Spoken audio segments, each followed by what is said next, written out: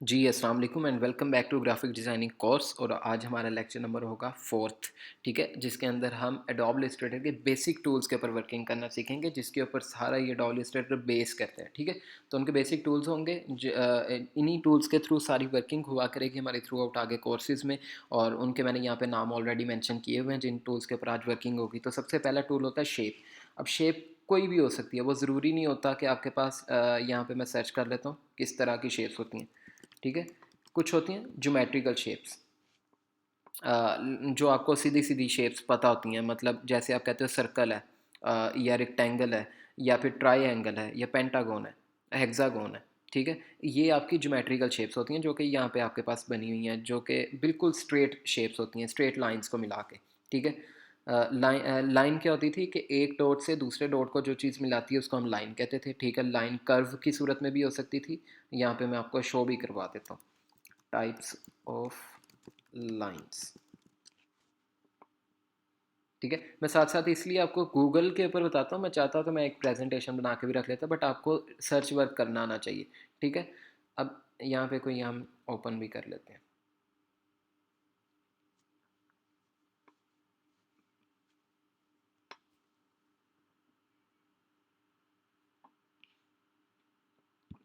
अच्छा, ये इमेज थोड़ी सी लेट ओपन करता है क्योंकि इंटरनेट थोड़ा सा मेरा स्लो है।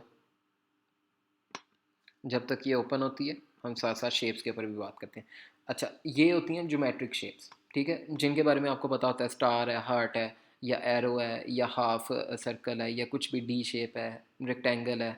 ठीक है, ये आपके पास होती हैं ज्योमेट्रिक शेप्स जिनके नाम हमें नॉर्मली पता होते हैं। अब जिन चीज़ों की शेप नहीं होती, मतलब नहीं होती तो बात नहीं है, होती है। मैं यहाँ पे लेट्स सपोज लिखता हूँ लीफ सिलहुटे।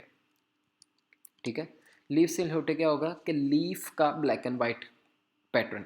ठीक है, अब ये भी एक शेप है, बट ये ज्योमेट्रिक शेप नहीं है, ये एक पत्ते की शेप है, बट होगी शेप। ठीक है, मतलब जो लाइंस मिलकर एक क्लोज चीज़ बना दें, एक चीज़ को बंद कर दें, वो शेप में कन्वर्ट हो जाती है। तो ये मल्टीपल लाइंस मिलकर हमारा एक पत्ते की शेप बना रहे हैं। ठीक है, इसी तरीके से किसी और चीज़ की भी हो सकती है। मैं यहाँ पे लिख देता हूँ मैन फेस।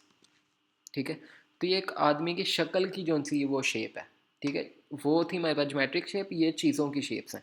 ठीक है, अब यहाँ पे आपके पास लाइंस की जो बात कर रहा था, आपके दो डॉट्स को मिलाती हैं जो चीज़ें, उसको लाइन बोलते हो आप। वो डॉटेड लाइन भी हो सकती है, स्ट्रेट लाइन भी हो सकती है, vertical, parallel, curved, wavy, zigzag, ये सारे लाइंस के ऑप्शन। और जब लाइन चार पांच लाइनें मिलके, तीन चार लाइनें मिलके कोई चीज़ को बंद कर देती हैं चारों तरफ से, वो फिर एक शेप कन्वर्ट कर देती है, जिसमें रेक्टेंगल आ जाता है, ट्राइंगल आ जाता है, जिसमें चार लाइनें मिलके उसको शेप बना रही होती हैं।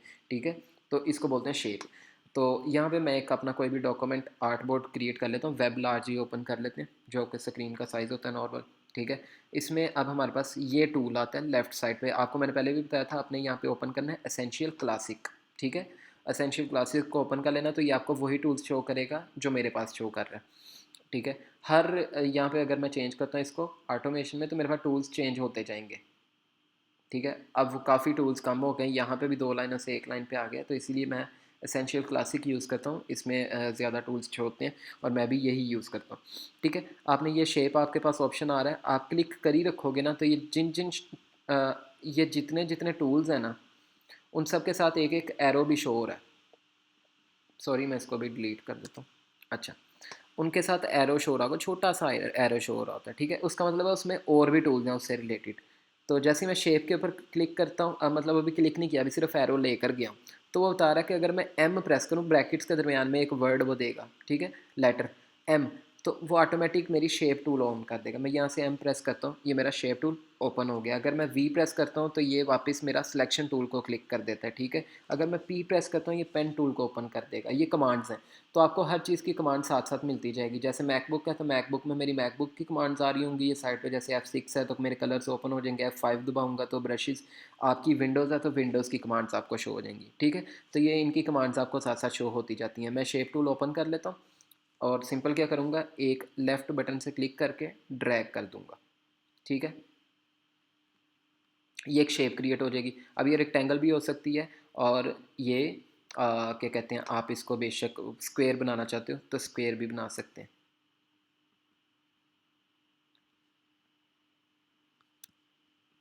ठीक है, ये स्क्वायर बन गया।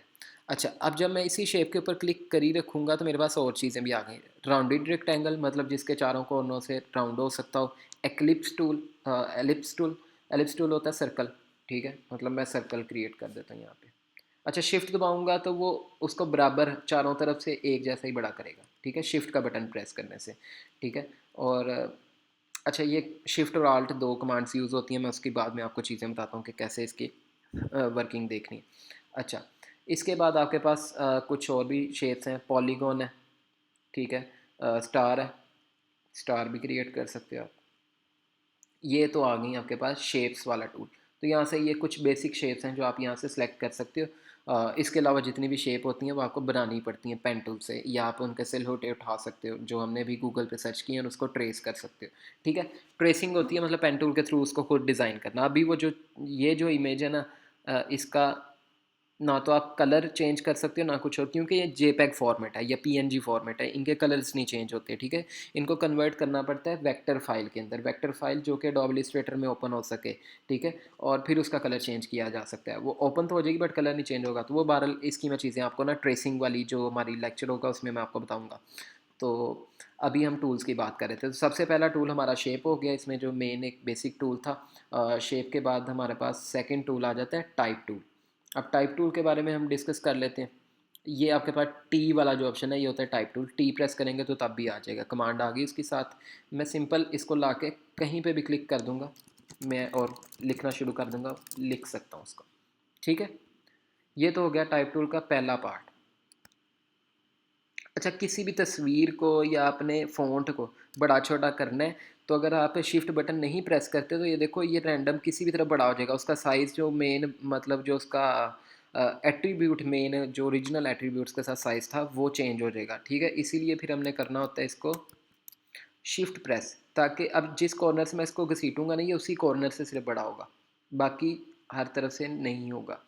ठीक हो गया? अगर मैं इसके साथ शिफ्ट और आल्ट दोनों प्रेस करता हूँ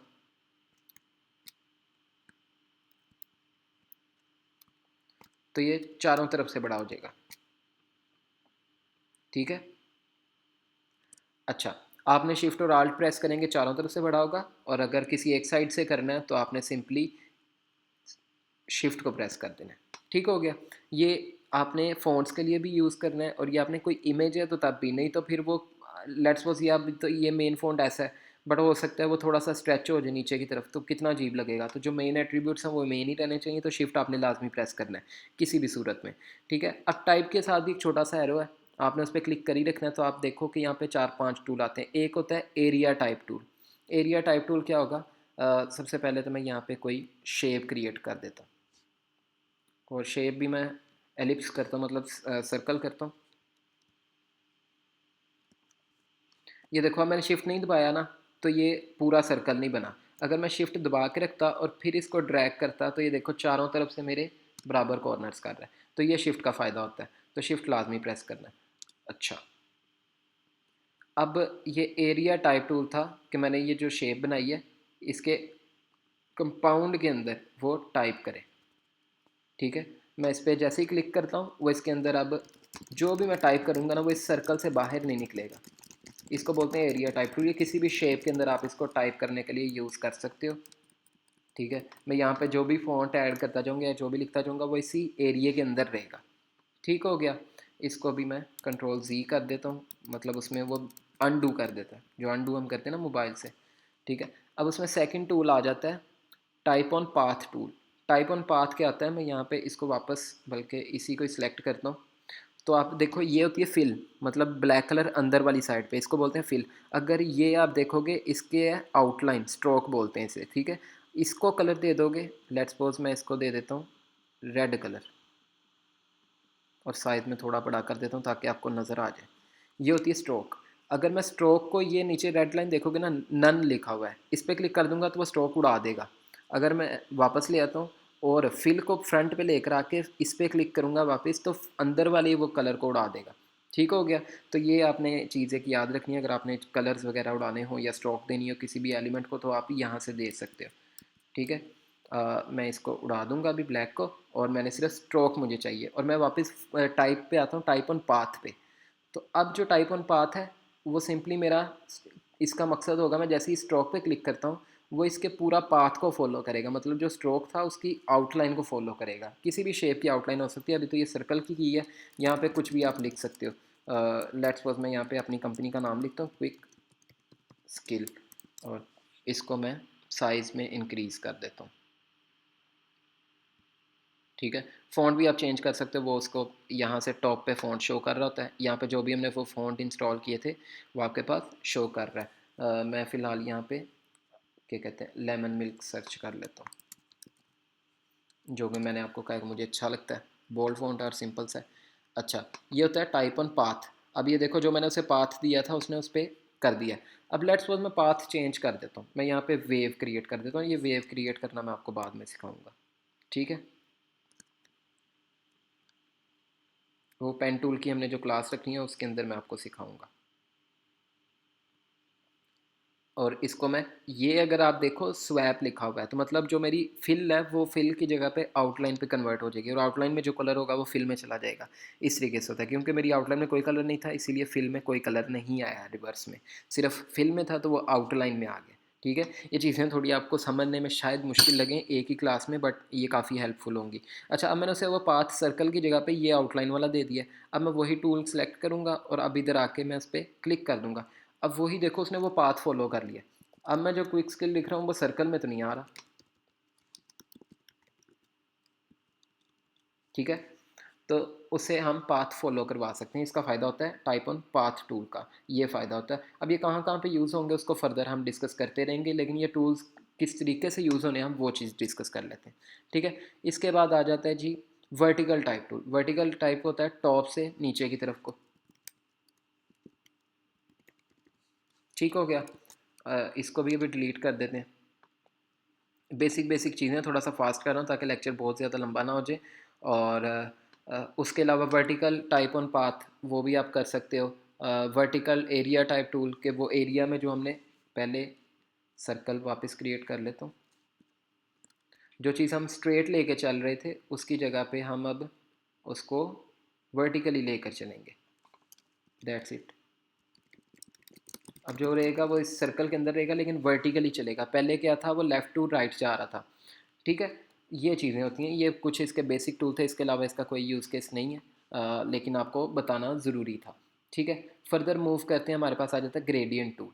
ग्रेडियंट होता है कि दो कलर्स को मिलाकर एक शेड के तौर पे लेकर चलना। लेट्स सपोज मैं यहाँ पे एक रेक्टेंगल क्रिएट कर देता हूँ। ठीक है, और ये आपके पास टूल शो करता है ग्रेडियंट का। यहाँ पे ना शो कर रहा हो आपके पास लेफ्ट साइड पे शो कर देगा ग्रेडियंट का, अदरवाइज जी प्रेस करेंगे ग्रेडियंट आ जाएगा। वहाँ पे भी ना शो कर रहा हो तो आपने विंडोज़ में आना है और आपने जी वाला सेक्शन देख लेना है। ठीक है, यहाँ से भी ग्रेडियंट आ जाएगा, तो आपने तीनों जगह से कहीं से भी ला सकते हो। मैं यहाँ से क्लिक करूँ। अब जैसे ही मैं यहाँ पे शेप को सिलेक्ट कर लूँगा उसके बाद मुझे ग्रेडियंट पे ये जो बार है उस पर भी एक दफ़ा क्लिक करना है। क्लिक किया, अब ये उसने वो कलर दे दिया उसको। ठीक है, कलर दे दिया मैंने, कलर चेंज करने हैं। मैंने ब्लैक की जगह पे रेड लाना है, तो ये होती हैं स्वैचेस। ठीक है, जो आगे हमने अभी पढ़ना है स्वैचेस के बारे में, ये होती है स्वैचेस में होते हैं कलर कम्बिनेशंस जो आपके मेन यूज़ होते हैं। मैं यहाँ से रेड ड्रैग कर देता हूँ और ड्रैग करके मैंने इसको ड्रॉप कर देना है और छोड़ देना है माउस का लेफ़्ट बटन, और फिर सिंगल क्लिक करूँगा एक दफ़ा लेफ़्ट बटन को। ये रेड क्लिक हो गया, अभी ये यहाँ पे खुद ही शेड इंप्लीमेंट कर देगा। ठीक है, और उसके साथ में दे देता हूँ ब्लू।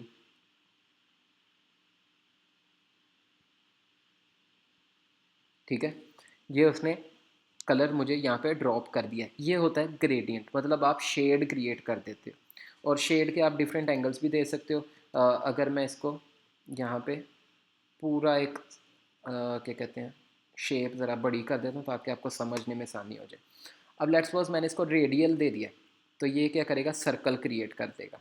ठीक है, इसको मैं ब्लैक कलर के साथ लेकर चलता हूँ, वो ज़्यादा अच्छा लगेगा, आपको नज़र भी अच्छा आएगा।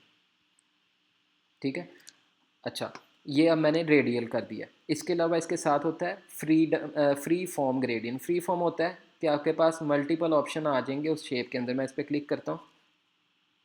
पहले तो ये था कि दो पॉइंट्स हैं ना हमारे पास, अब हमारे पास हम किसी भी एक पॉइंट के ऊपर डिफरेंट डिफरेंट कलर दे सकते हैं इसके अंदर। अभी ये इसको फ्री फॉर्म कन्वर्ट कर रहा है क्योंकि ये थोड़ा सा ना मतलब एट्रीब्यूट्स में पावरफुल चीज़ है। अब ये देखो यहाँ पे उसने चार पॉइंट दिए हैं, चारों कोनों पे हम डिफरेंट कलर्स दे सकते हैं। डायरेक्टली अब वहाँ पे हमें ड्रैग करने की ज़रूरत नहीं है, हम डायरेक्टली यहाँ पे इनके पॉइंट्स में ड्रैग कर देंगे। जैसे कि मैं कहता हूँ मेरे राइट कॉर्नर पे रेड आ जाए, ठीक है, इधर नीचे वाले कॉर्नर पे पर्पल आ जाए, उसके अलावा ब्लू कलर आ जाए इस कॉर्नर पे, और यहाँ पे मेरे पास ऑरेंज कलर आ जाए, ठीक है। ये मैंने फ्री फॉर्म बना लिया, और इसका और भी ये बेनिफिट है कि हम इनको लोकेशन चेंज कर सकते हैं। मैं इसको नीचे वाली साइड पे ला सकता हूँ थोड़ा सा, ठीक है, पर्पल को ऊपर ले जाऊँगा तो वो मिक्स हो जाएगा इस तरीके से। और मैं कहीं और पे पॉइंट ऐड करना चाहता हूँ, मैं सिंपली जाके एक दफ़ा लेफ़्ट क्लिक कर दूँगा, यहाँ पे क्लिक कर दिए, यहाँ पे कर दिए, यहाँ पे कर दिए, हर पॉइंट पे डिफरेंट कलर आप दे सकते हो। इसको बोलते हैं फ्री फॉर्म। इसको भी डिलीट कर देते हैं, मैं वापस आता हूँ।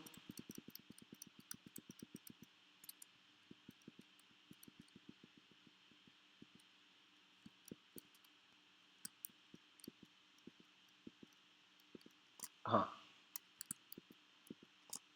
अच्छा, अब मैं चाहता हूँ कि ग्रेडियंट मेरे पास बन गया है, लेकिन मैं चाहता हूँ ये लाइट कलर जो सा है इस एंगल से ड्रॉप हो, राइट साइड से। तो अब मैंने यहाँ से नहीं छेड़ना इसको, मैं ये वाले ग्रेडियंट पे क्लिक करूँगा, ठीक है, और मैं यहाँ से जिस एंगल से चाहता हूँ मैं माउस को उधर ले जाऊँगा, लेफ़्ट बटन क्लिक करके ड्रैग कर दूँगा जितना बड़ा मुझे उस साइज़ को करना है, ठीक है। किसी भी कॉर्नर से, मुझे इस कॉर्नर से करना था मैंने इस कॉर्नर से कर दिया, अगर मुझे नीचे से करना था मैं नीचे से कर दूँगा ड्रैग। जिस एंगल से मुझे इसको शेड देना है मैं उस एंगल से इसको शेड दे सकता हूँ। ये होता है ग्रेडियंट कलर, ठीक है। अब ग्रेडियंट कलर शेप में डायरेक्टली अप्लाई हो जाता है, लेकिन जैसे कि मैं इसको अगर सेव कर लूँ, और सेव करने का तरीका होता है ये, आपने सिंपली स्वैच ओपन करना है जो भी कलर कम्बिनेशन बना लिया है, और ये न्यू स्वैच का एक बटन होता है, इस पर क्लिक करोगे, न्यू ग्रेडियंट स्वैच पे ओके कर देना है, दैट्स इट। ये अब मेरे पास शेड ऐड हो गया। इसको अब मैं किसी भी शेप के अंदर दे सकता हूँ। लेट्स सपोज मैं यहाँ पे पॉलीगॉन शेप बनाता हूँ, इसके अंदर देना चाहूँ दे सकता हूँ, चेंज करना चाहूँ चेंज भी कर सकता हूँ। अच्छा, ये तो हो गई शेप, इसको भी साइड पे कर देते हैं। अब मैं चाहता हूँ मैं फ़ॉन्ट के अंदर दूँ, जैसे कि मैं यहाँ पे, अच्छा ये काफ़ी लेंथी वीडियो होगी, ठीक है, क्योंकि इसमें मल्टीपल टूल्स के ऊपर वर्किंग करनी है। मैं क्विक स्किल टाइप कर देता हूँ, टाइप करने के बाद थोड़ा साइज़ में बढ़ा कर देता हूँ ताकि आपको नज़र आए, ठीक है। अब मैं चाहता हूँ मैं वापस स्वैच पे जाऊँगा, मैं कोई भी कलर दे रहा हूँ, कलर चेंज हो रहा है, ठीक है, ब्लू आ गया, लेकिन मैं जब ग्रेडियंट दूंगा वो ब्लैक कर देगा, वो ग्रेडियंट कलर नहीं दे रहा। वो क्यों नहीं दे रहा? क्योंकि इसके एट्रीब्यूट्स जो उनसे हैं वो चेंज नहीं हो सकते। दो चीज़ें होती हैं, या तो इसको अपीयरेंस का बटन होता है, ये ना मिले तो विंडोज़ में मैंने आपको बताया हर चीज़ अवेलेबल होती है, ये अपीयरेंस है, ठीक है। ये अपीयरेंस के बटन पे जाना है आपने, और यहाँ पे फिल क्लिक कर देना है, फिल पे, और जो स्टॉक होता है ये दोनों ऑप्शन होंगे, आपने फिल पे क्लिक करना है। जैसे क्लिक कर देंगे उसके बाद आप जो मर्ज़ी आप ग्रेडियंट अप्लाई करो, कलर आपको दे दिया उसने, ठीक है। एंगल चेंज करना है तो लीनियर कर सकते हो आप यहाँ से, और लीनियर को भी आप 90 प्लस या 90 माइनस डिग्री एंगल कर सकते हो, ठीक है। इस तरीके से आप फ़ॉन्ट में भी कलर्स ग्रेडियंट ऐड कर सकते हैं। अच्छा, ये तो हो गया ग्रेडियंट टूल। यहाँ पे हमारा ग्रेडियंट टूल की क्लास कंप्लीट होती है। इसके बाद हम देखते हैं कि जी हमारे पास और कौन सा टूल अवेलेबल है। शेप बिल्डर टूल, ठीक हो गया। मैं यहाँ पे क्या करता हूँ, सॉरी, एलिप्स टूल लूँगा, शिफ्ट प्रेस करके ड्रैग कर दूँगा, और मैं इसकी 4 कॉपीज़ निकाल लेता हूँ। और वो कैसे निकालनी है? आल्ट का बटन प्रेस करना है, मेरे मैकबुक में कमांड का, ठीक है। और उसके अलावा आपने क्या कहते हैं इसको कॉपी कर लेना, control C, control V V V. मैंने 4 दफ़ा इसको कॉपी कर लिया। अब मैं इसकी अलाइनमेंट कर दूँगा, ठीक है।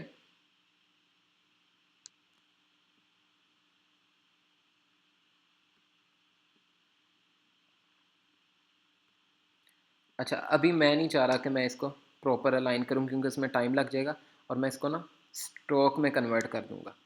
अच्छा, अब मैं चाहता हूँ कि मेरे पास ये जो क्रॉस बन रहा है ना, सिर्फ ये शेप रहे और बाकी सारी रिमूव हो जाए, ठीक है। तो मैं क्या करूँगा, मल्टीपल, मतलब आप मल्टीपल शेप्स के अंदर से कुछ निकालना चाहो, कोई भी एक शेप वो निकाल सकते हो, या उन सबको एक शेप बनाना चाहो वो भी कर सकते हो, ठीक है। ये आ जाता है शेप बिल्डर टूल आपके पास यहाँ पे बना होगा, ठीक है। जैसे ही मैं इस पर क्लिक करता हूँ, और मैं यहाँ से शिफ्ट का बटन प्रेस करूँ या ना करूँ तब भी प्लस हो जाएगा। मैं कहता हूँ ये वाला जो पत्ता की शेप बन रहा है ना, मैंने पत्ता निकालना, लेट्स सपोज मैं ये इस पे ड्रैग कर दूंगा इन तीनों शेप्स के ऊपर, ठीक हो गया, और बाकी सारा कुछ डिलीट कर दूंगा।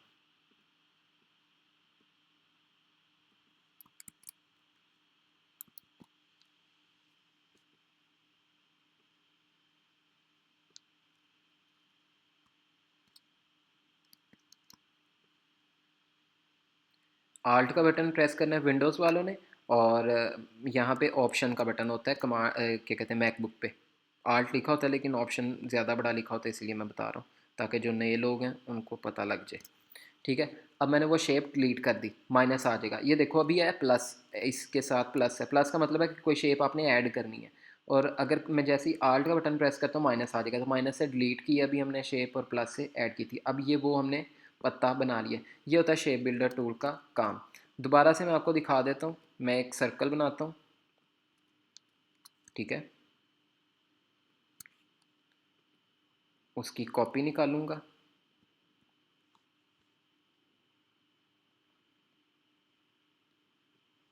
ये दो शेप्स को सिलेक्ट कर लूँगा, सिलेक्ट करने के बाद शेप बिल्डर टूल सेलेक्ट करूँगा।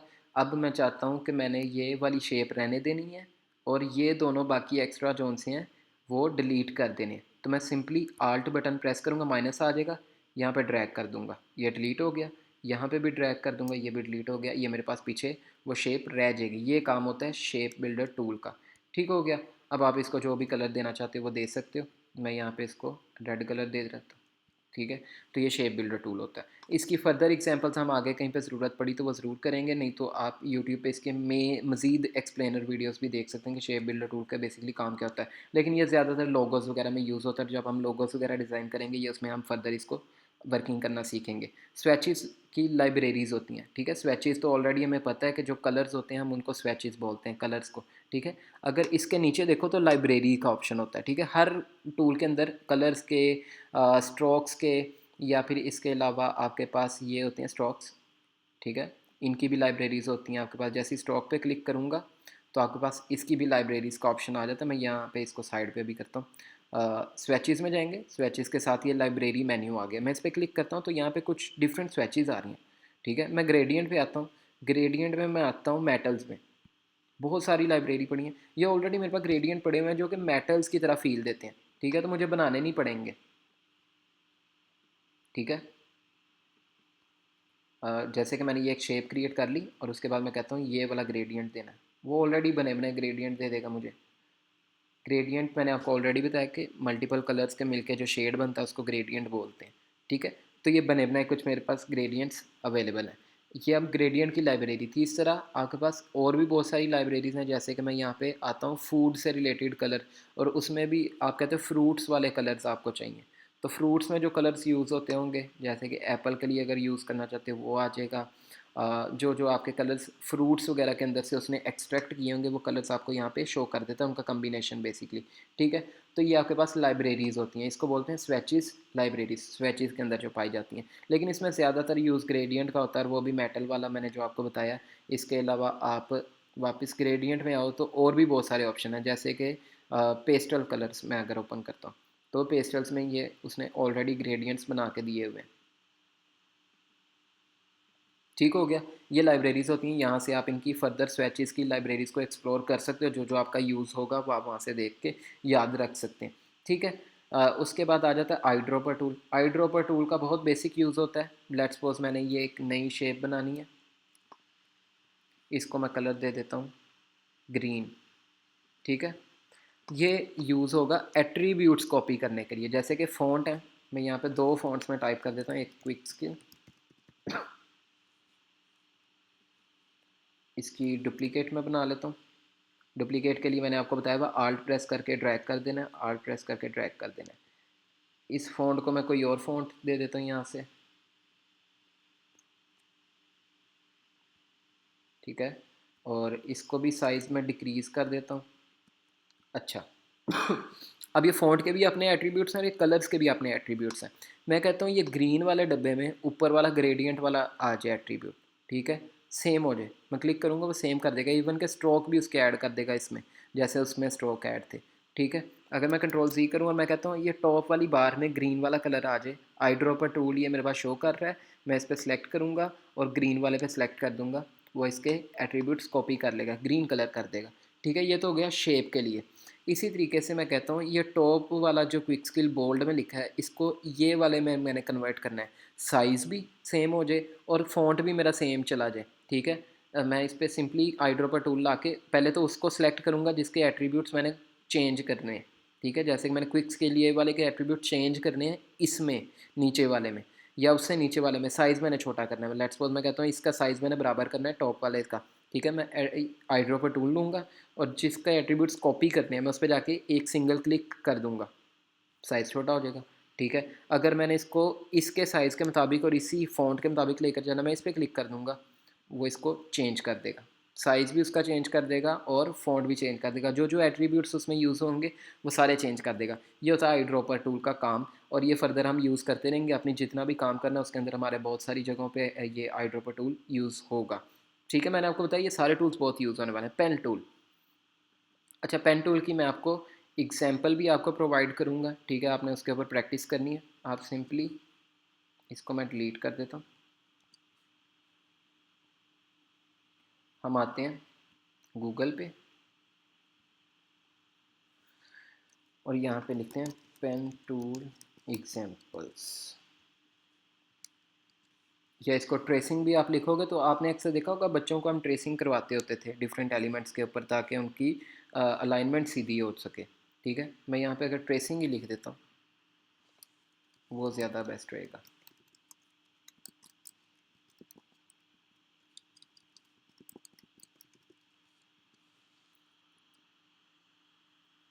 हाँ, ये ज़्यादा बेस्ट है।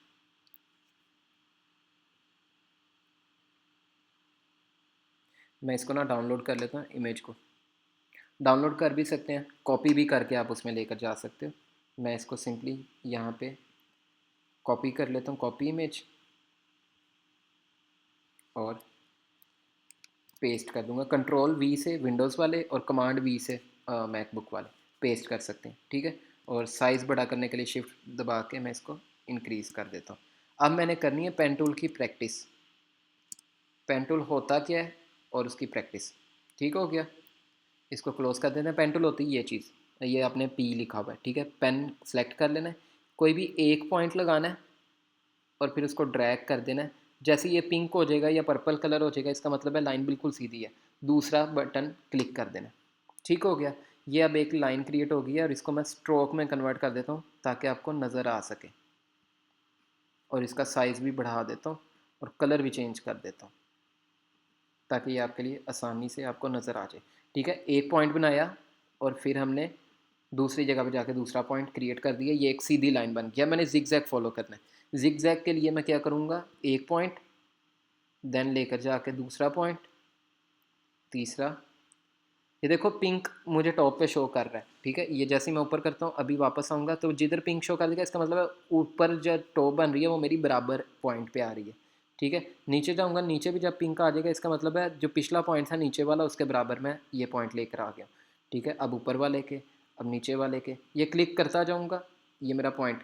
अभी तक मैंने कोई कर्व नहीं बनाई, ये जिग जैग बनाई है। ठीक है, ये वाली भी सैम्पल एग्जाम्पल वही है। अभी मैं वापस आता हूँ, अब मैं बनाऊंगा कर्व। अब एक पॉइंट बनाऊंगा यहाँ पे और उसके बाद आपने ना यहाँ से हर 3 पॉइंट क्रिएट करते जाने, मतलब जहाँ जहाँ पॉइंट मिल रहा है पहले यहाँ से, और इसको ड्रैग कर देना है। एक पॉइंट बनाया, ड्रैग कर दिया। ठीक है, अब ये देखो ये एंकर पॉइंट्स होते हैं, ये इनके बारे में फ़र्दर मैं आपको बाद में समझाता हूँ। फिर मैंने इसको क्लिक करना है, क्लोज़ कर देना है। बल्कि ये वाली आपको ना मैं जूम करके समझाता हूँ दोबारा से, ये आपके लिए समझनी बहुत ज़रूरी है क्योंकि मेन काम है सारा पेन टूल का।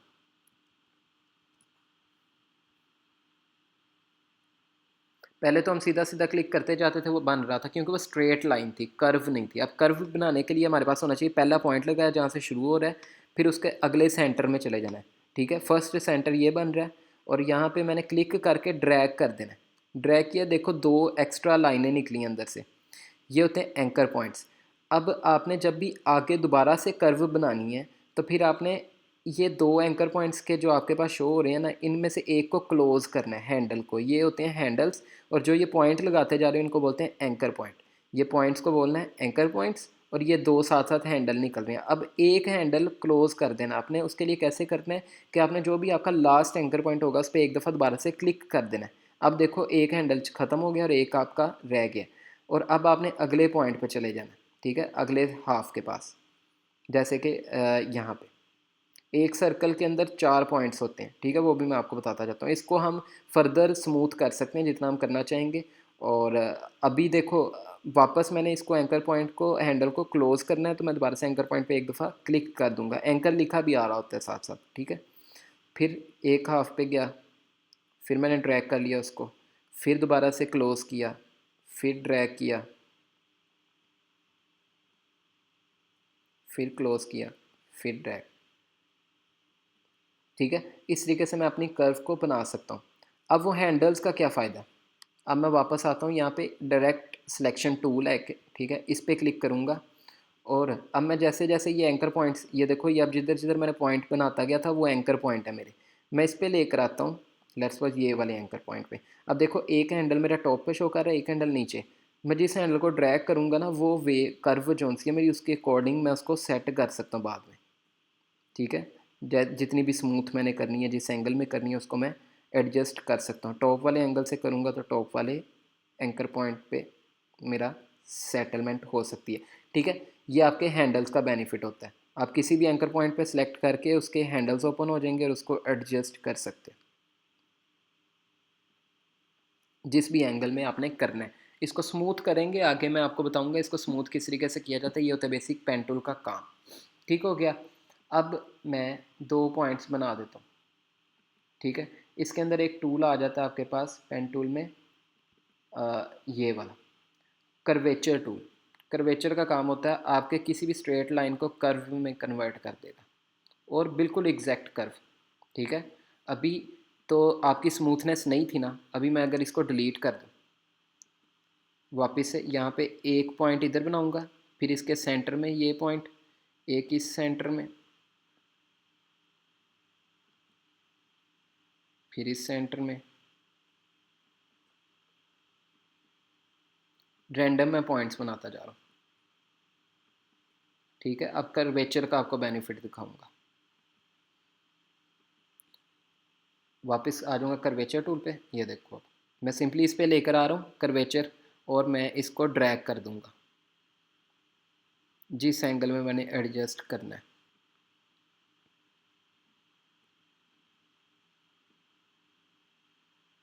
ये आपकी स्ट्रेट लाइंस को कर्व्स में कन्वर्ट कर देगा,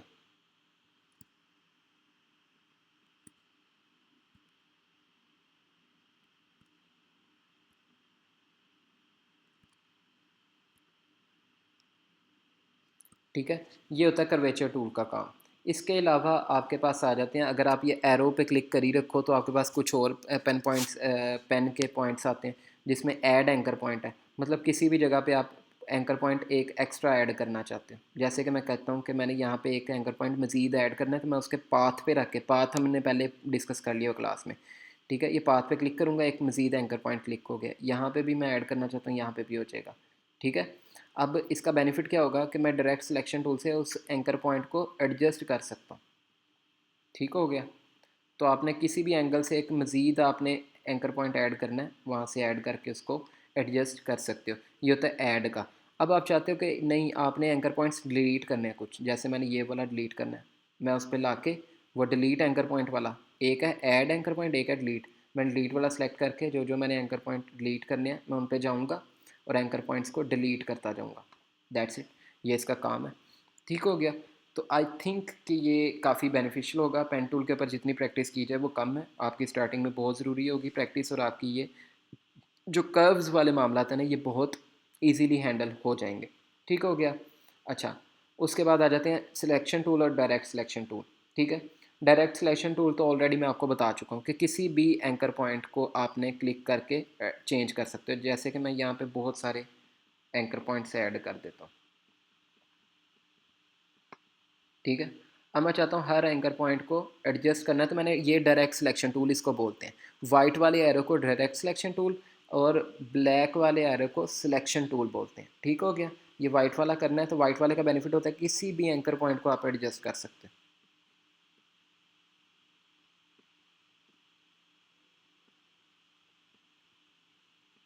ठीक है, अब वो बेशक कर्व हो, मैंने आपको पहले भी बताया कर्व की सूरत में आपके पास हैंडल्स आ जाएंगे और हैंडल्स को एडजस्ट किया जा सकता है, और वैसे पॉइंट्स को आप डायरेक्टली कर सकते हो। और सिलेक्शन टूल में होता है आप पूरे के पूरी चीज़ को मूव करना चाहो तो, ठीक है, या सिलेक्ट करना चाहो, ये इसका काम होता है। ठीक है, कोई इतनी मुश्किल चीज़ नहीं थी, ये बेसिक चीज़ें थी, इसके ऊपर बहुत सारी प्रैक्टिस की ज़रूरत है। और फर्दर जितनी भी आगे हमारी वर्किंग होगी, आप वो उस पर आगे असाइनमेंट्स भी होंगी, वो मेंशन भी होंगी कि आपने उनमें असाइनमेंट्स करनी है, और हमारी जो फेसबुक की कम्युनिटी होगी उसमें आपने वो असाइनमेंट्स को पब्लिश भी करना है। ठीक है, ताकि हम उस पर रिव्यूज़ दे सकें, स्टूडेंट्स को इनक्रेज कर सकें, उनकी वर्किंग बाकी स्टूडेंट्स भी देख सकें, तो वो काफ़ी हेल्पफुल होंगी एक दूसरे के लिए। ये काफ़ी एक लेंथी क्लास गई थी आई थिंक, लेकिन ये है कि इसमें काफ़ी कुछ सीखने को भी आपको मिला होगा। अपने रिमार्क्स, अपने रिव्यूज़ जो हैं वो आप नीचे मेंशन कर सकते हैं, ताकि हमारे लिए जो इसकी बेटरमेंट हम कर सकते हैं वो ज़रूर करेंगे, और आपके इश्यूज़ को रिजॉल्व किया जाएगा। अपना ख्याल रखिएगा, इंशाल्लाह ताला नेक्स्ट क्लास में मुलाकात होती है। अल्लाह हाफिज़।